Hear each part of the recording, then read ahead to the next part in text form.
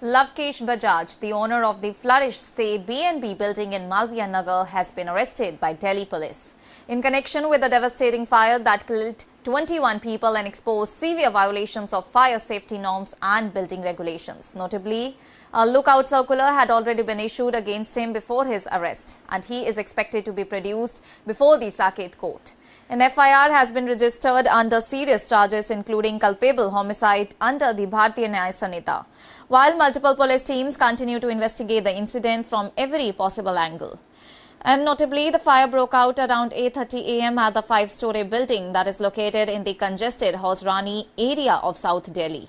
The structure functioned as a hybrid commercial space with a restaurant operating on the ground floor and guest accommodation spread across upper floors and the basement. According to the officials, the blaze spread rapidly through the building, trapping dozens of occupants inside.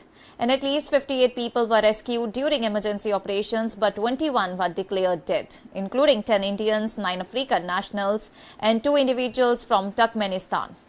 Several others remain critically injured and are undergoing treatment in various hospitals across Delhi. And the preliminary findings suggest that the fire may have originated from a short circuit on the ground floor, where kitchen equipment had just been switched on. Witnesses reported hearing a sudden blast-like sound moments before flames began to spread uncontrollably through the structure.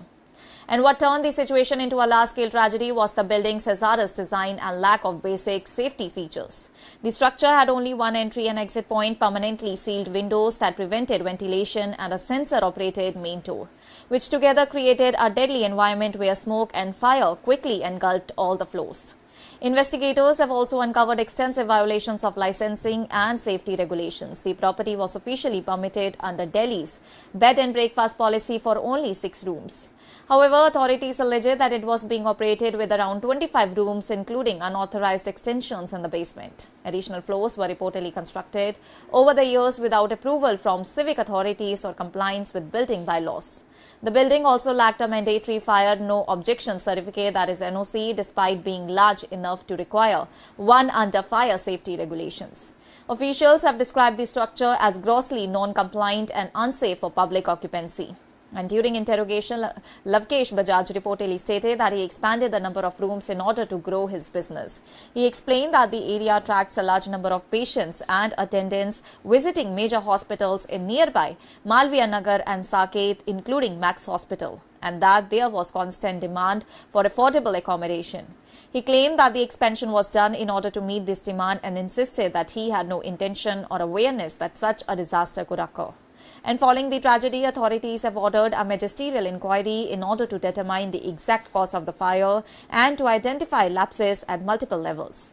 A citywide crackdown has also been announced against illegal hotels, guest houses and commercial establishments violating fire safety and building norms. Senior officials have confirmed that enforcement teams will conduct large-scale inspections across vulnerable properties, especially in densely populated residential and commercial areas.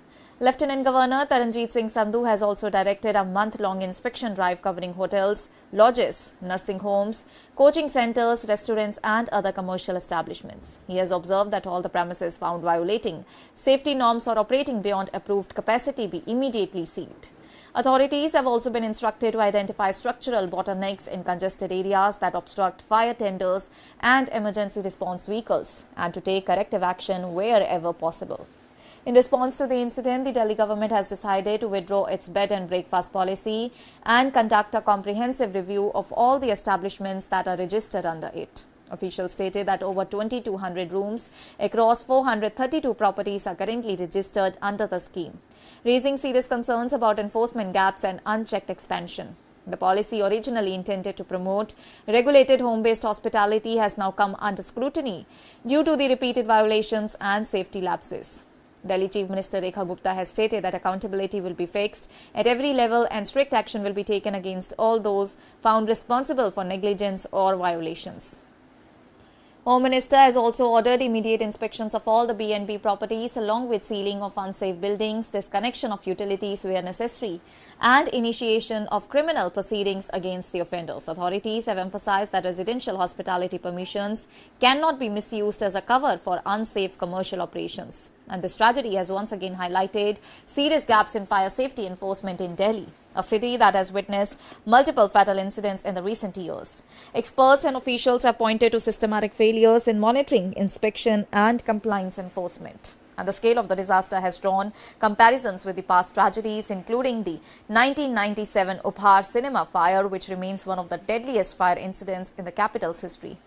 And as the investigations continue, the Prime Minister has announced ex gratia compensation of rupees 2 lakh for the families of the deceased and rupees 50,000 for the injured. Meanwhile, multiple investigative teams continue to examine the role of the owner, operators and regulatory authorities in allowing the building to function despite clear violations. And the focus now remains on accountability, enforcement reform and preventing such a tragedy from recurring in the near future. That's all for now. Stay tuned to the Savera for more updates. Do like, comment and subscribe to the channel.